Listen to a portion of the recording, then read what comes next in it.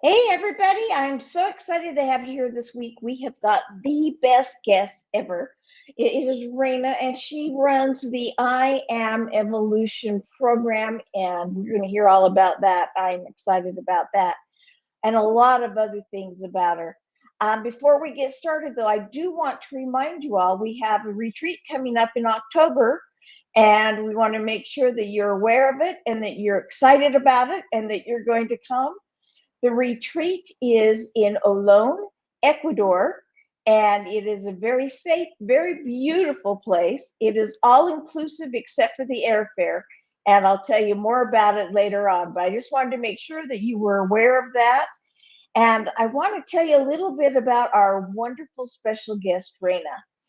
Raina is a spirit guide and a soul sage. And she has studied for years and years and years, but magically, and I'm going to bring her on because I want her to talk about this real fast. Magically, wonderfully, I don't know if it was magically, but serendipity anyway. She had several guides come to her when she was young and began teaching her the way, and she has been studying ever since. Can you share with us a little bit about that experience and maybe tell us a little bit more about you? Sure. Well, first of all, thank you, Karen, for having me on the show. I really appreciate being here, and I'm truly honored. It started when I was 2 years old. I actually first started seeing my first guide, Lori, when I was 2 years old, and I used to tell my dad about it. And I used to be like, "Dad, who's the lady in white that sits at the edge of my bed every single day, like every single night? As soon as you tuck me in, you go. All of a sudden, I felt like an impression sit down, and all of a sudden I'd open up my eyes and there's this beautiful lady, brown hair and everything, just sitting there. And every time you leave, I'd fall asleep. I knew I was kind of, and then and my dad would get freaked out about it. When I hit 4, all of a sudden I was sitting there at night one time and 3 more guides came in, and that became Wow. before. And from that time, they told me who I was, not to be afraid of them, what I'm here for, why they're with me, and what they're going to be training me for. And through the next 10 years plus, it was just constant training of working with them and having experiences and them popping up in situations and bringing me people, whether they were children or even adults. Even at the age of 5, I was talking with adults, and they were help training me with the program that I do now. So That is so amazing. Now, I know a lot of people say, yeah, they were sitting on your bed, but I can attest it happens. I have one that sits on my bed. I have yet to physically see them, but they sit next to me, and there is an indentation when I am needing that extra love and support. yeah. Somebody comes and sits next to me, and the bed moves. It there is an indentation there, and other people have seen it and gone, what's going on with your bed? And it's like, my guide is here, my guardian angel is here watching over me. So I fully believe and attest that that is something that happens, and I am so impressed that you had that experience as such a young child. Well, everyone thinks it's such a wonderful thing, but you have to remember that type of pressure that gets put on you, that gets told, well, you're here to help grow consciousness, and you are like us, you're a fifth dimensional spirit guide, and you have to reawaken. But first, before you awaken, you have to live as a human, and you have to be like, your mind has to be wiped. You have to act like them, live like them, and you have to do all these things and experience the pain and suffering as them in order for you to understand or re-understand what you already know. And that's the funny thing about like what's going on right now when we talk about the 5D and everything like that. We're talking about a fifth dimensional idea, and really like the fifth dimension is not a place. We have 9 dimensions, but really there's only one. And when we start to understand how life is, and this is something that we're growing into, is we start to understand that there's one dimension and it's fractalized into 9 perspectives. And so kind of like is, and I always give this example for people, you know, when the sun sets and you have like, and all of a sudden, as the sun's setting, because the sun rays are being scattered through the atmosphere and the particles, it kind of turns yellow and pink and all that stuff. Well, that's kind of the similar idea of what it's doing. And so it's creating these perspectives of itself to understand itself and what we call life and experience. And so when I was young, I had to be like, well, they told me, well, what the life you're living isn't real, and you have to remember that it's not real. None of this is real. Even you're a projected hologram. And for me, I grew up, like, my parents were Catholic. They sent me to Catholic school. So it was it was like a 9-day difference. And that was tough for me Yeah. because I had people telling me, and the nuns and everything telling me, no, this is what you have to believe. And then I have aspects of myself, what we call spirit guides, and that telling me, okay, this is what really is happening, and this is what you have to understand between the two concepts. Wow. And that kind of brings us to what's been happening in the last 5 years. The last 12 or so, but the last 5, it's really the jump. I Yes. mean, it's been immense. Yeah. Talk a little bit about that with us, would you? Sure, absolutely. So we are going through the thing called the jump, and the first part of it started back in 2012. If you remember the whole Mayan calendar, the world's coming to an end, all that stuff. Right. And yes, technically the world did come to an end because the concepts and ideas that we as humans held on to died in 2012. And so if you saw the new generations, they're a lot more sensitive. They're they're a lot more uh in touch with themselves, and you can tell the difference between the generations because we fight over it. Well, they're too sensitive, we're not sensitive enough. And so now in 2020, it really kicked into this new consciousness of humanity. And as I touched on before, people were talking about, like, we hire all this 5D. Oh, we're going to this place called 5D. And as I said, there's no such thing as a place called 5D. It's an aspect of perception, of consciousness, of how you perceive and how you live. And so when we talk about the 5D, what we're going through, the consciousness of that idea is coming to this planet. Because as you know, this planet is a living being. Most people don't understand that. They think it's just a hard rock with an iron molten core that shoots lava and has an ozone and an atmosphere. But it's actually, we've created aspects of ourselves to hold this place so that we can live through this. And that understanding is being grown through consciousness, through humanity. And in order for us to evolve, what is the number one thing we have to do? Is we have to let go of the things that we were taught here on earth.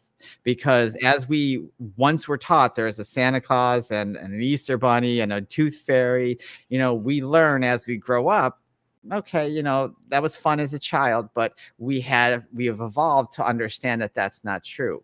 And so that's kind of why the last 5 years have been really chaotic for a lot of people, because those that are refusing to grow are getting destroyed by their soul and their higher self saying, you have to grow, you have to grow.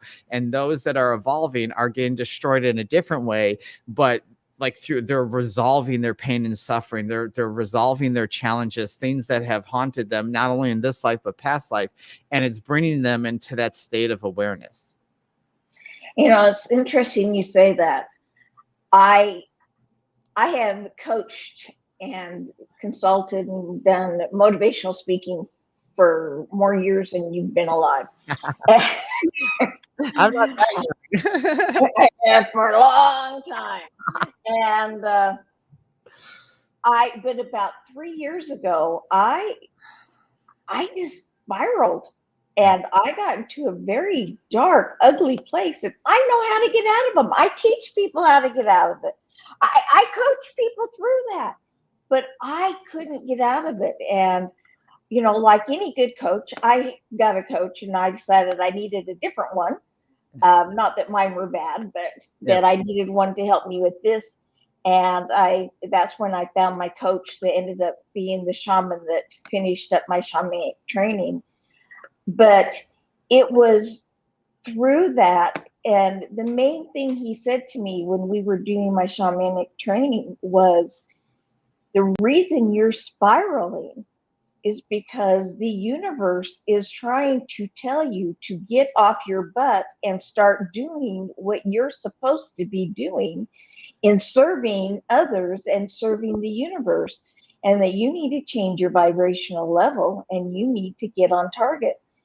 And it was funny, as soon as I accepted that, my life just like turned around immediately. I mean, just immediately. And it was like, oh my goodness. I mean, it was better than it ever had been. That's, And it had been pretty good. yeah.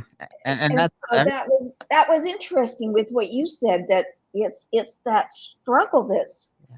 because we as humans, especially in the States, you were from the States, and you know how at least Americas could be, and I'm sure other countries, because humans are humans everywhere.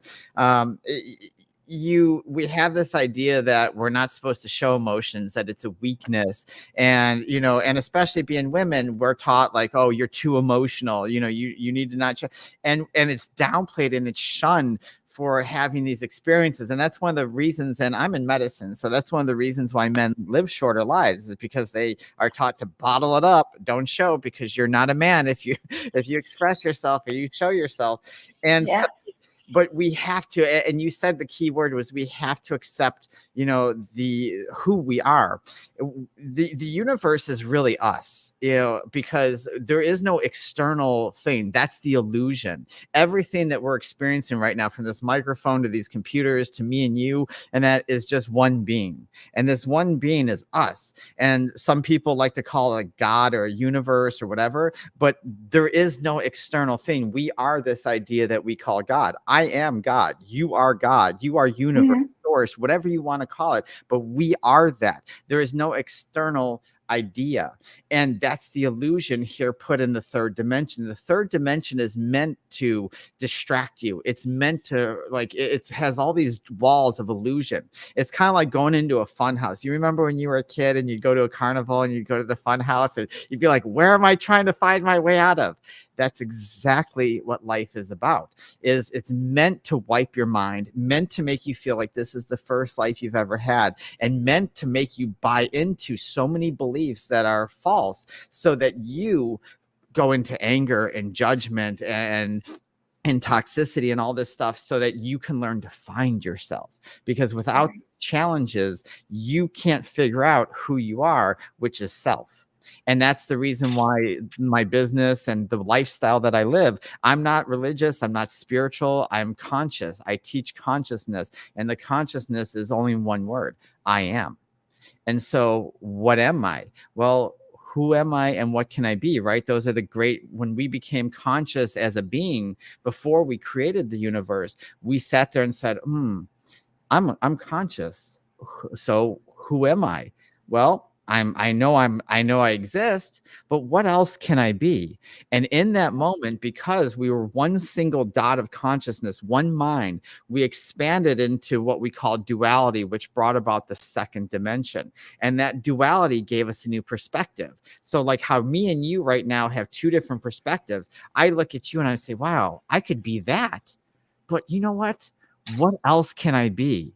And so in order for me to understand what else and all the possibilities of what I can be, I created a thing called the third dimension, which is where we live now. And in that third dimension, I created space and time, which brought around the fourth dimension. And then the fifth dimension was created so that I can understand the whole picture as it's being acted out. And so that idea allows us to support ourselves. So when you said the moment I accepted who I was, and that, it's because you realigned with your true purpose of finding out who I am. Yeah. And I did. It was, I mean, I'd always had a purpose, but I knew it was a calling. It was, I am this thing. I am responsible for doing these things.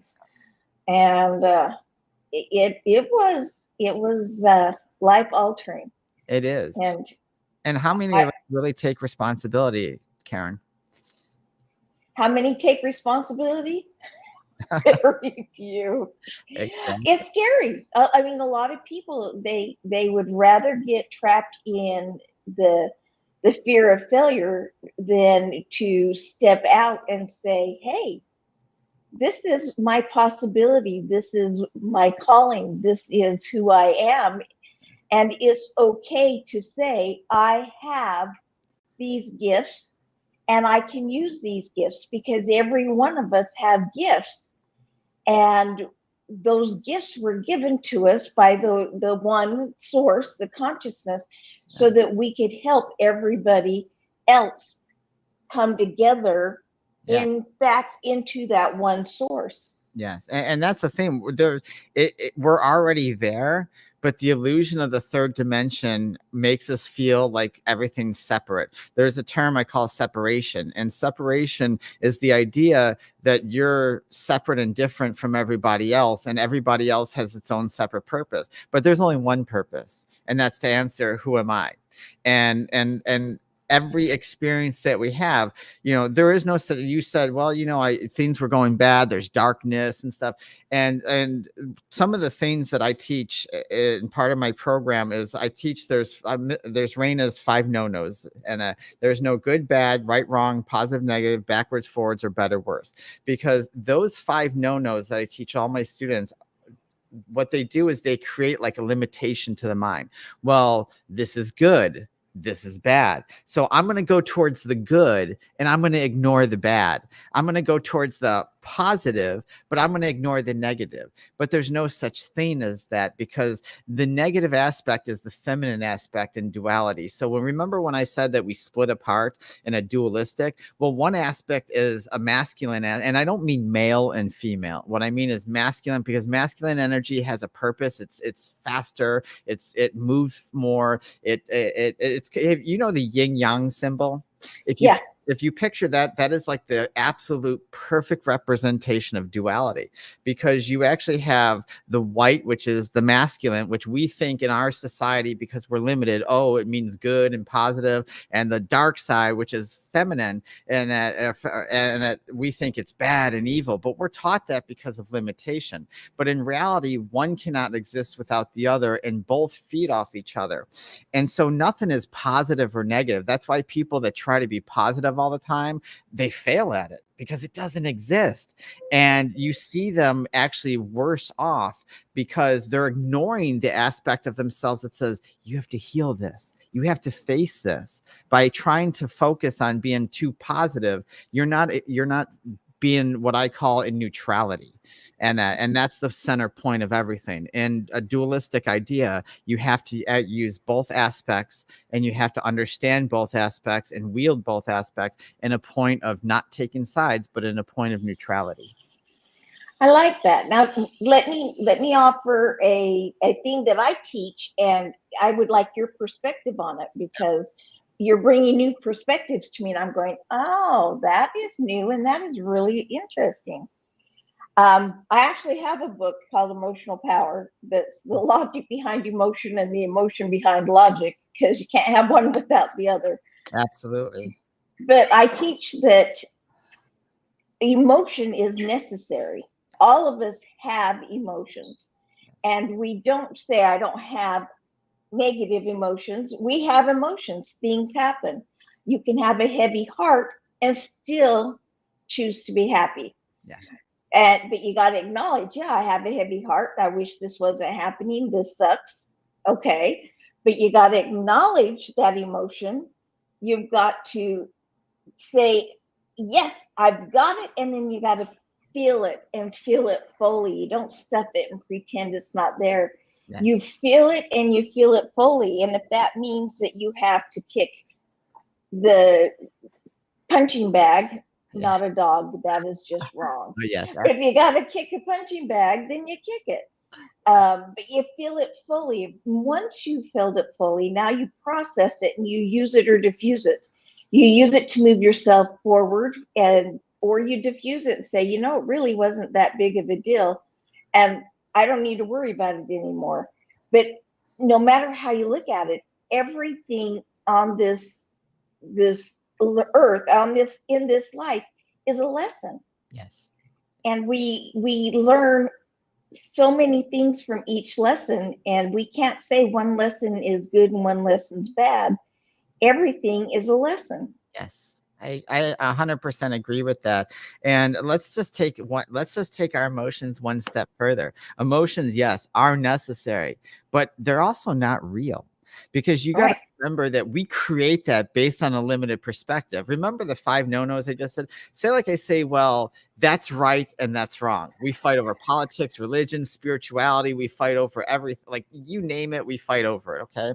And I always use this because, because I'm a naturist, and a lot of people think that that's wrong, and that's fine if that's not for you. But it's for me because I like the freedom of it. And so Right. being a naturist, some people say, well, that's not right. And then all of a sudden, what happens in that moment? That limitation of right or wrong creates a judgment, right? And that in that judgment, then all of a sudden it creates an emotion, because now you're saying, you're limiting your mind instead of understanding it and experiencing it and saying, well, even though this may not be for me, let me see what this is about. Let me gather the information. Let me pick everything out and see what this is really about.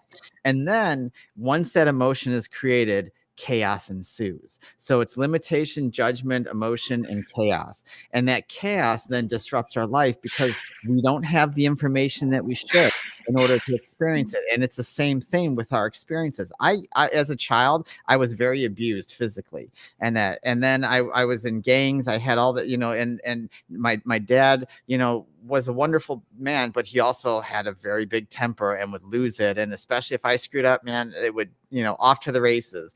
And he would get very violent and abusive. And then I had bullies in my neighborhood, and I was getting beat up from basically probably like from second grade until almost my senior year of high school, constantly.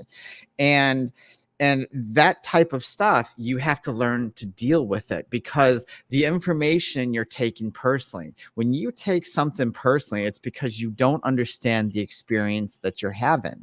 These experiences are meant to allow you to understand self. Remember, we're asking ourselves, who am I and what can I be? And in those possibilities, what can I be? I have to experience everything. That means the painful, the joy, the sadness, the grief, whatever it is. I have to experience it. Oh, for billions of what we call souls, and that I have to experience this. And in order for me to experience it, like you said, I have to feel it fully, right? Because what happens when we shut down? We bottle it up. And in medicine, we know people have heart attacks, cancer, strokes, because we bottle up those emotions. Because what is emotion? It's created energy that is either halted or pushed or moved or stagnant, that injures the body. Because what does the body need? It needs movement. It needs fluidity. It needs to be able to constantly express itself. And so in this expression, because you and I are expressions, we're expressions of what we call our higher selves, idea of what we want to be in this life. That's why we don't exist. Like, you're actually having a conversation with yourself right now, and all these people are listening to themselves educate themselves. And it's this expression that needs to be experienced.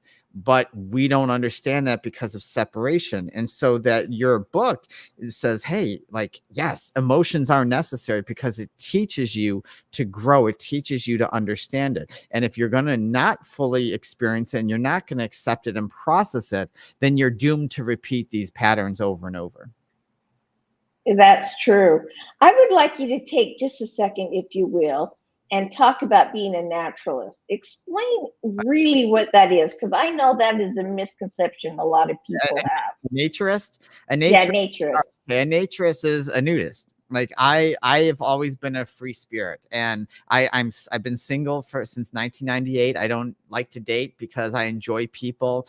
My relationships were more polyamorous. I just enjoy life. And so a lot of people think that nudism is something like but it's an expression of saying, hey, whether we're perfect bodies or we're not, I'm proud of my body. I'm proud of the freedom, connecting to nature. You know how people ground themselves by walking on their bare feet? Well, imagine the grounding that you connect with and the way you connect when the clothes are off, because we put clothes on for what? for protection, right? Protection from the elements, from it's it protects us, even though it closes us, but it protects us from going out. I mean, imagine driving a car and working places and building stuff if you had no clothes on. So it's kind of a protection. But those moments that I get from away from it, I go to some resorts and everything like that, and I go swimming, I go in a sauna, I walk around the forest and everything, and it allows me just to feel who I am without all this, without all this 3D stuff going on. So for me, and I know it's not for everybody, but for me, it allows me to truly feel who I am and to disconnect from the daily life that I live. I love how you say that, because it's not for everybody, but it is for me. You're allowing everyone to have their own opinion and to be whoever they are. Yeah. And I ask in turn that everybody have their own opinion, but to let you have your opinion and let you be who you are. Yeah. And I think as a society, if we would learn to do that and learn to look at people's hearts and souls instead of all of these other things that we look at, I think we would find a lot more peace. Yeah. And a lot more continuity in what it is that we're doing.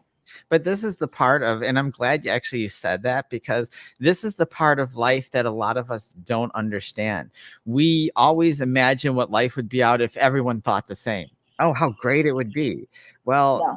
A lot of people think like, hey, war is great. Imagine if everybody was like, yes, go to war, go to this, if everyone, and so I completely, yes, the heart is the emotional and the soul understanding, because the mind, we're all mind, everything is consciousness, everything is mind, but we forget about this aspect of the heart as well, the heart portal, and I work with a lot of that. And in order for us to understand, we have to use the heart. The mind can get it. Like I can sit there and say about 3D and 5D, and your brain can say, okay, I can understand what she's saying with the fractalization, but until you get it here, and that the opinions of others you need to allow for, because that's where they're at, they're experiencing. And so even when people come up to me and I've had those people, oh, that's wrong, Raina. How can you're around kids that do that? Like parents allow their kids to be.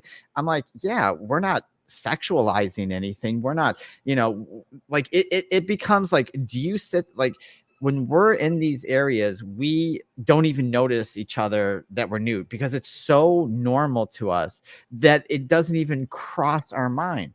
And so for people to have to understand, we're asking people without understanding to understand something that they can't perceive. That makes sense. That makes perfect sense. Another thing that I think is interesting is that though people will judge you, you don't judge them on that judgment. Yeah. And that is part of that, well, that soul stage, in my opinion, and part of being a spirit guide is that you can judge me, that is your prerogative, but I don't need to judge in turn. And so I applaud you and I appreciate that, because that is a good lesson for the rest of us to learn. It's Karen, it's so hard. It is. I mean, we live in a world. I've lived in many states in this United States, and Florida, Southeast Florida has to be the hardest out of everybody. It's very materialistic. It's very shallow. It's all about, look at me and what I have. And it's very hard to be an individual in an area like this, and I'm sure there's lots of areas like that. But you have to, when you come to an understanding of self, you have to realize that no matter what someone does to you, one, it's not personal, because it's really about them. It's them feeding their ego, or them trying to feed their insecurities to make them feel good about themselves or whatever. And it's them trying to cope.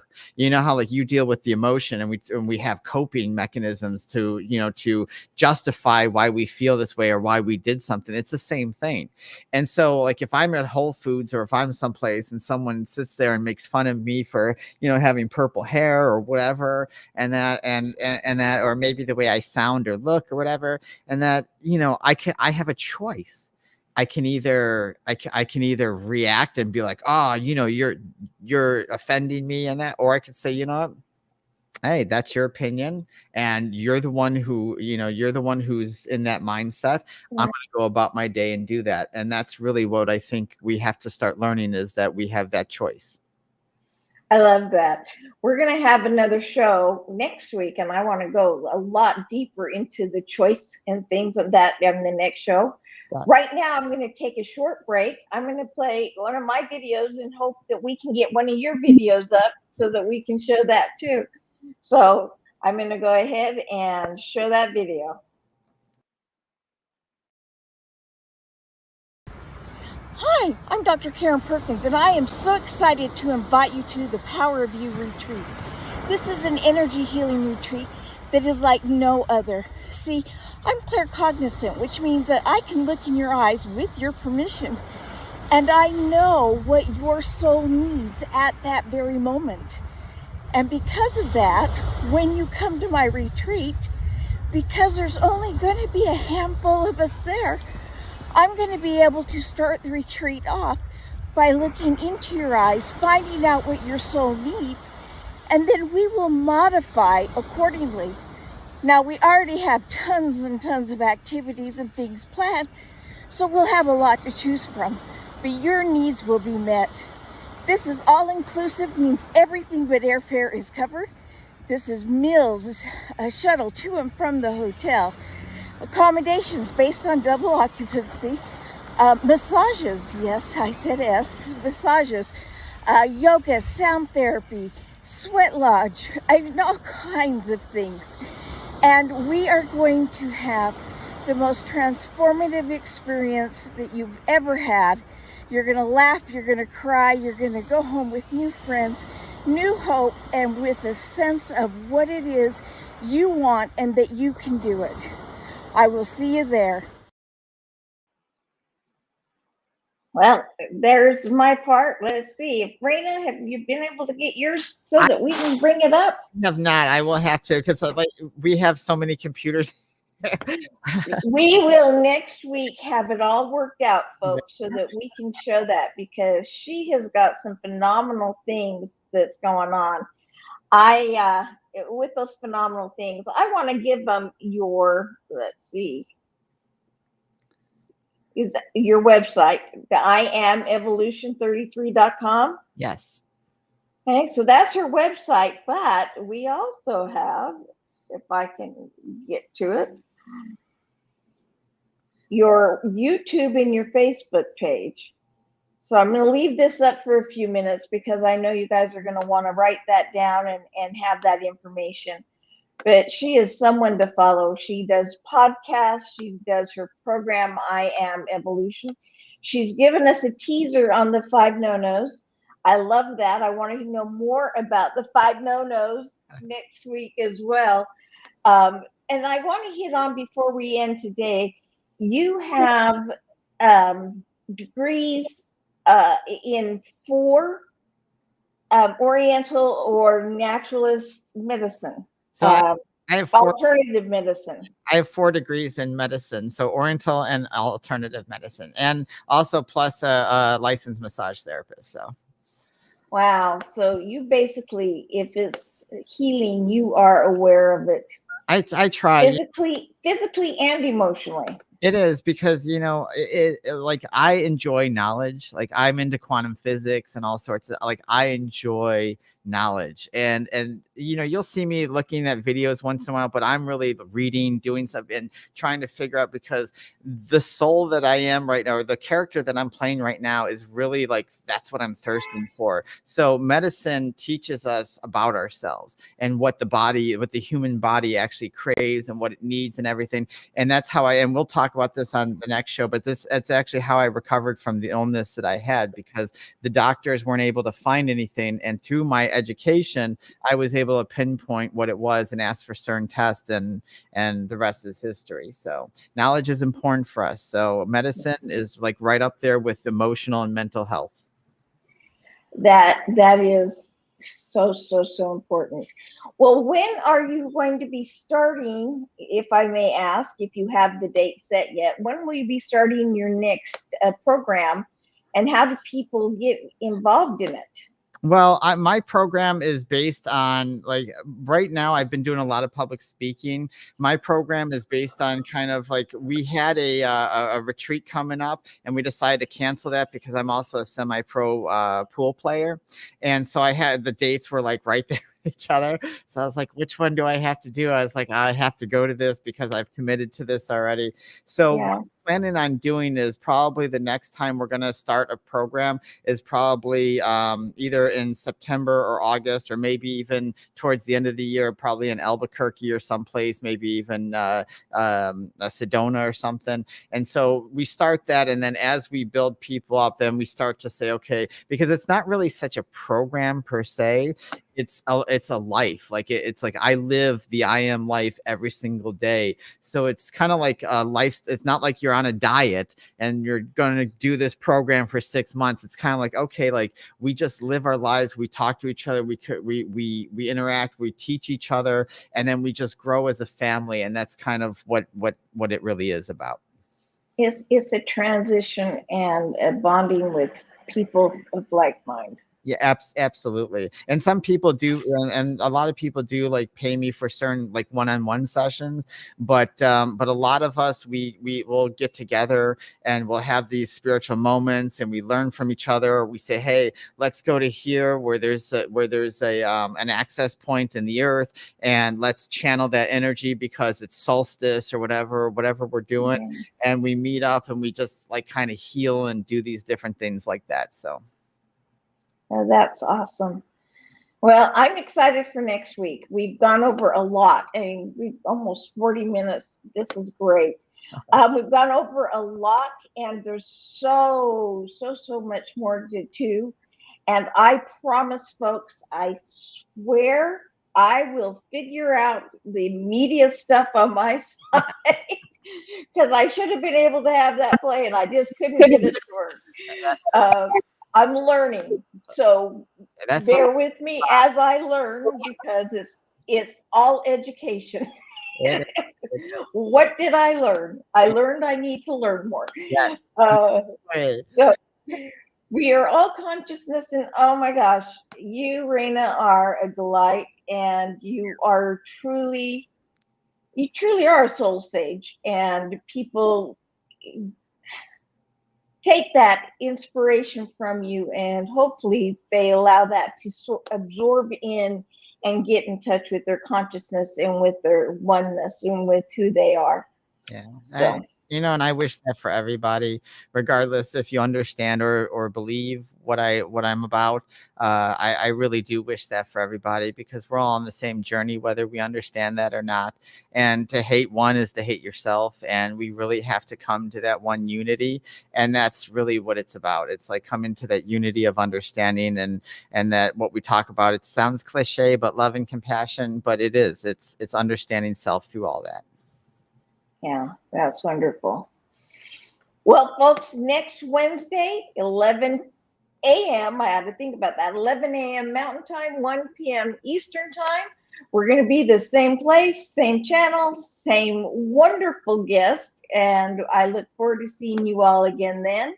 In the meantime, may you find peace and joy in all that you do. Ciao for now.